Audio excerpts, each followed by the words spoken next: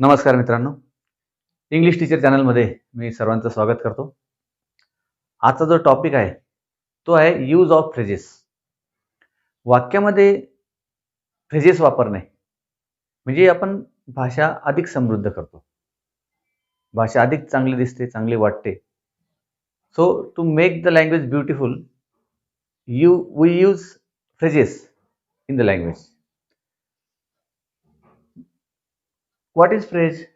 Phrase is a group of words. Phrase is a group of meaningful words. Sometimes we use the phrase of be, sometimes we use the different phrases. Today we shall study about 10 phrases and how phrases are useful in language speaking, language writing.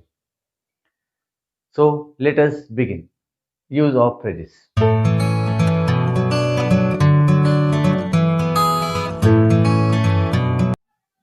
फ्रेजची काठीण्य पातळी जास्त असते वाक्यापेक्षा.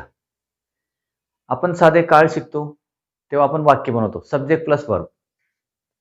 त्यानंतर त्याच्यापेक्षा कठीण म्हणजे प्रश्न बनवणे आणि प्रश्नापेक्षा कठीण म्हणजे फ्रेजेस वापरणे. वाक्यामध्ये फ्रेजेस वापरणे हे अधिक कठीण असतं. तुलनात्मक सब्जेक्ट प्लस वर्ब सोपं असतं, त्यापेक्षा कठीण प्रश्न असतो आणि त्याच्यापेक्षा कठीण फ्रेज असते. आता फ्रेज वापरताना आपल्याला वाक्यातला काळ बघावा लागतो.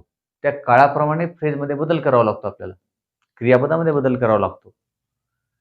जर फ्रेज आपण पॅसिव्ह कंट्रॅक्शन मध्ये वापरली तर त्याप्रमाणे त्याच्यात बदल करावा लागतो. काही वेळेस फ्रेज वापरताना फ्रेजचा अर्थ वेगळाच असतो आणि वाक्याचा अर्थ वेगळा होतो. आता उदाहरणार्थ टू बी टेकन बॅक म्हणजे आश्चर्यचकित होणे. वास्तविक इथे आश्चर्यासारखा शब्द कुठलाच नाही, असा पण अर्थ होतो. त्यामुळे फ्रेजेस या लक्षात ठेवावं लागतात. चांगली भाषा बोलण्यासाठी अनेक प्रकारच्या फ्रेजेस आपण लक्षात ठेवतो. नंतर फ्रेज पुढच्या काही टप्प्यामध्ये आपण शिकणार आहे की फ्रेज हे कधी नाऊनचं काम करतं, नाऊन फ्रेज असते, कधी ॲडजेक्टिव्हचं काम करतं, कधी ॲडव्हर्बचं काम करतं. तो भाग पुढचा आहे. परंतु आज आपण फक्त एवढं शिकणार आहे की what is phrase and how should we use phrase in the sentence. चला मग काही वाक्य घेऊ आपण. आता टू टेक केअर ऑफ याचा अर्थ आहे ची काळजी घेणे.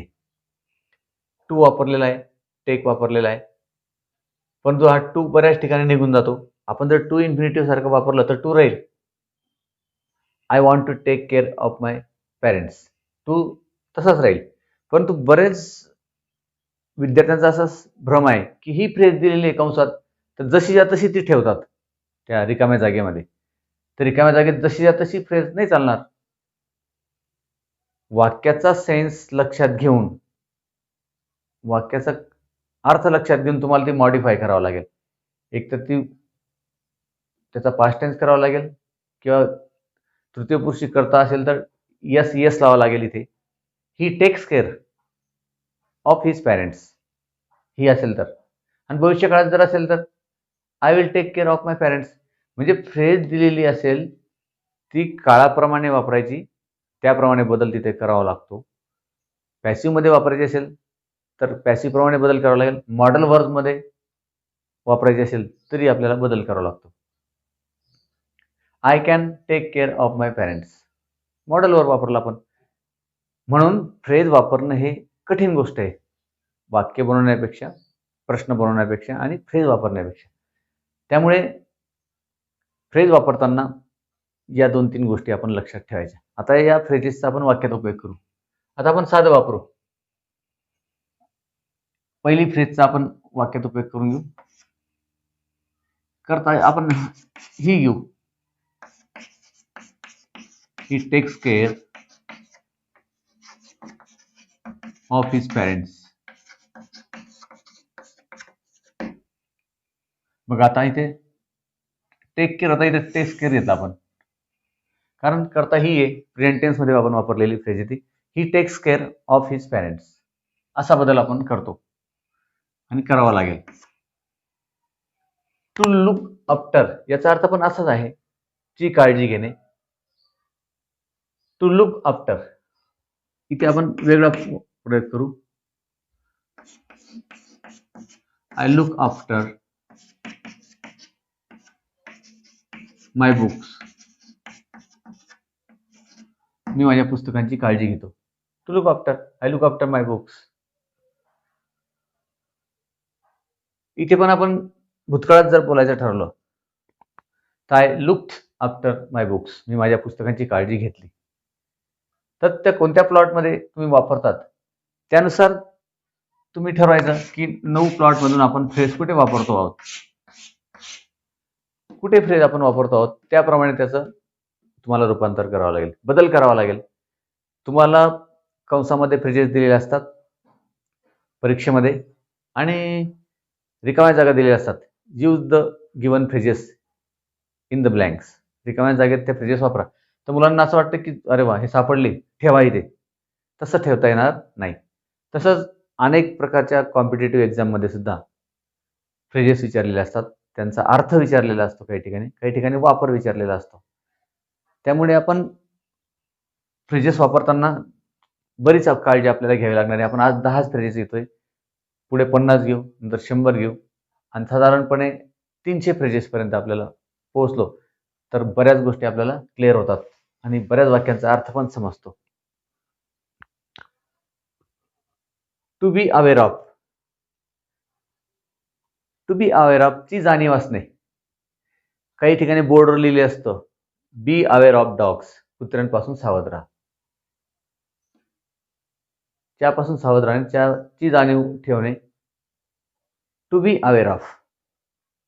मग आपण लिहू शकतो, करता दुसरा घेऊ आपण, वन पण करता घेऊ शकतो.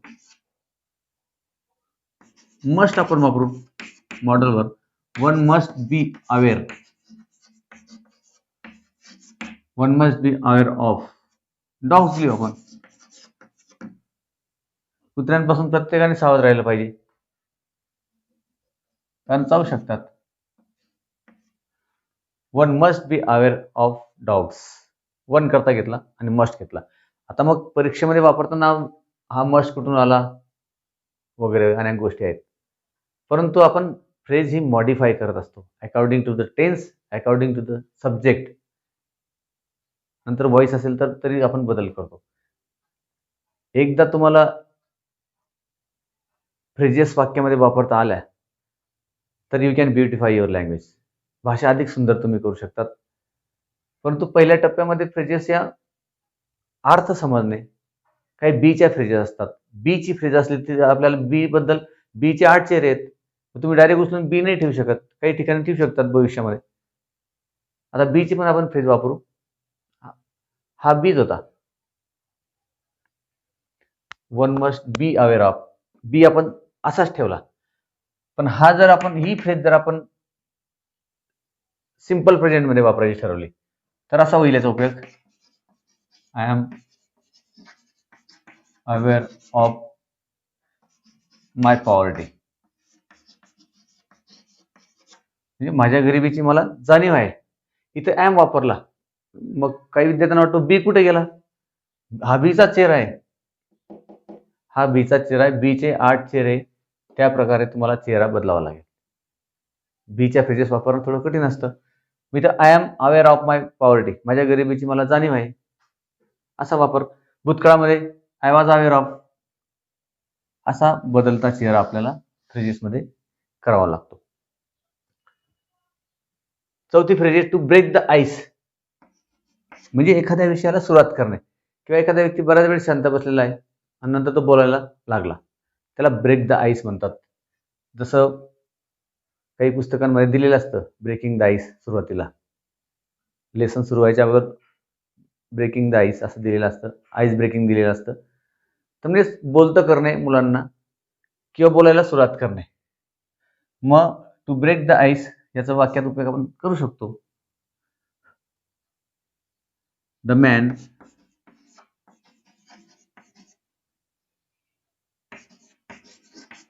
Broke the ice.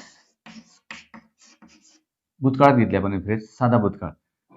The man broke the ice in the court. तो मनुष्य कोर्टामध्ये त्याने शेवटी बोलायला सुरुवात केली. बऱ्याच वेळेस तो शांत असेल, नंतर फायनली आपण फायनली वापरू शकतो. शेवटी finally the man broke the ice. Finally the man broke the ice in the court. कोर्टमध्ये शेवटी तो त्याने बोलायला सुरुवात केली. To bring up. आता इथे पण क्रियापद वेगळं आहे, त्याचा अर्थ वेगळा आहे. ब्रिंग आणि अप काही फ्रेजेसमध्ये प्रिपोजिशन असतात, काही मध्ये वेगळे असतात, काही नाऊन असतात. इथे आपण to break up, to bring up, breakup वेगळा असतो, ब्रेकअप पण फ्रेज आहे. बऱ्याच वेळेस आपण ऐकतो फिल्म इंडस्ट्रीमध्ये त्यांचा ब्रेकअप झाला. टू ब्रेकअप ती वेगळी फ्रेज आहे. आता इथे टू ब्रिंग अप आहे. टू ब्रिंग अप म्हणजे पालन पोषण करणे असा याचा अर्थ आहे. मग याचा उपयोग आपण पॅसिव्ह मध्ये पण करू शकतो. ही वॉज ब्रॉट अप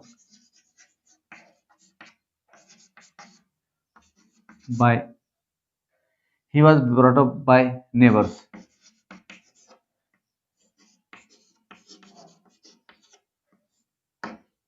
त्याचं पालन पोषण शेजाऱ्यांकडून करण्यात आलं.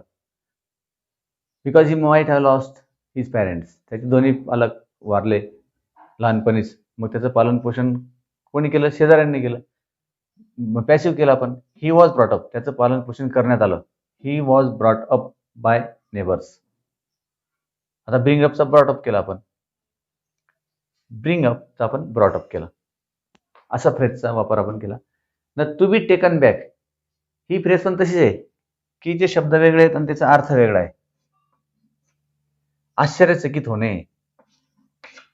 टू बी टेकन बॅक म्हणजे आश्चर्यचकित होणे.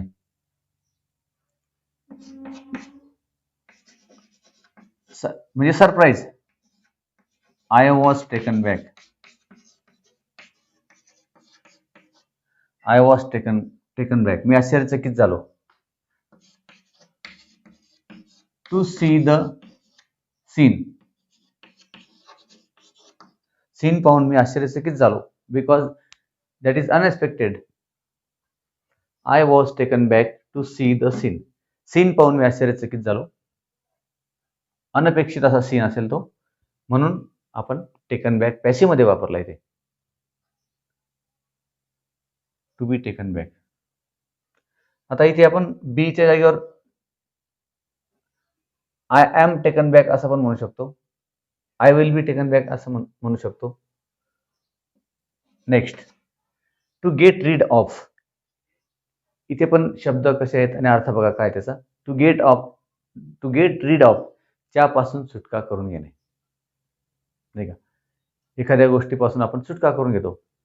किती एखादी वाईट सवय असेल किंवा काही व्यक्ती कोणाला अधिक बोर करत असतील तर त्याच्यापासून तो गॉट रीड करून घेतो, त्यापासून सुटका करून घेणे.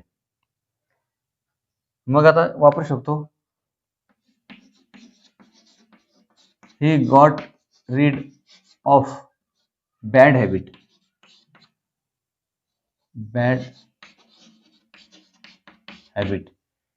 He got read of bad habit of smoking म्हणू शकतो आपण, किंवा काही पण घ्या. चहा घ्या. He got read of bad habit of smoking. त्याने धूम्रपानाच्या वाईट सवयीपासून सुटका करून घेतली किंवा केली. पास्ट टेन्स मध्ये वापरला आपण. टू लुक आफ्टर ही फ्रेज आपली. To look forward. To look forward म्हणजे भविष्यात बघणे. भविष्याच्या प्लॅन बद्दल आपण बघतो किंवा भविष्यातलं काही नियोजन करतो तेव्हा आपण लुक फॉरवर्ड वापरतो. आय एम लुकिंग फॉरवर्ड किंवा ही इज लुकिंग फॉरवर्ड किंवा we are looking forward.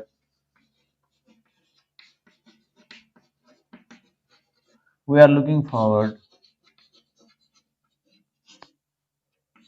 about. We are looking forward about our education किंवा ग्रॅज्युएशन.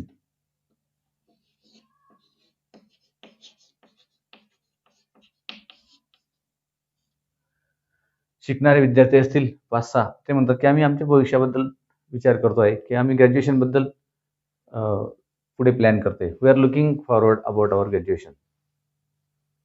नंतर टू लुक इन टू अशी पण फ्रेज असते. टू लुक इन टू म्हणजे चौकशी करणे. The man looked in to the matter. त्या माणसाने त्या मॅटरमध्ये चौकशी केली. टू लुक इन टू चौकशी करणे, तो वेगळा भाग आहे. आता टू आस्क फॉर. आता आस्क फॉर ही फार महत्वाची फ्रेज आहे. किंवा आपण मागणे याला जर क्रियापद शोधायला गेलं तर आपण देणे याला क्रियापद आहे गिव, घेणे याला आहे टेक. परंतु मागणे याला जर क्रियापद विचारलं तर विद्यार्थ्यांना ते सापडत नाही. मागणीला काय क्रियापद असेल बुवा, तर मागणीला क्रियापद आस्क फॉर असं वापरतो आपण. To ask for. He is asking for money. He will ask for marriage. He will ask for certificate. ची मागणी करणे. टू आस्क फॉर म्हणजे ची मागणी करणे.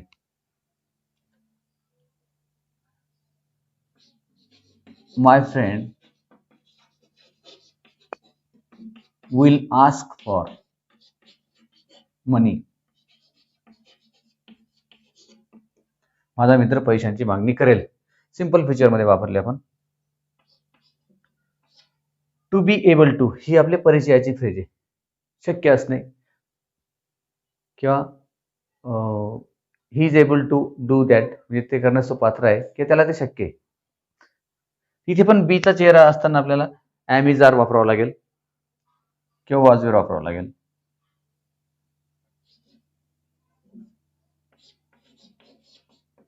ही is able to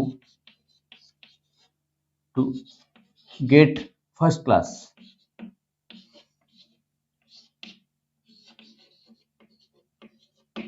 he is able to get first class in the examination. अशा प्रकारे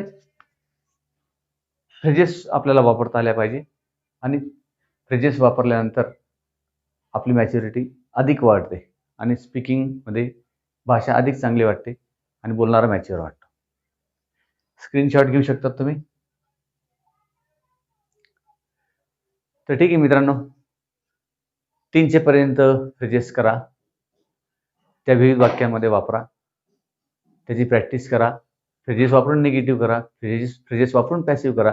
असे विविध प्रकारचे कंस्ट्रक्शन वाक्यरचना त्याचा उपयोग करा आणि अधिक भाषा चांगली करा. ठीक आहे. Goodbye. Have a nice day.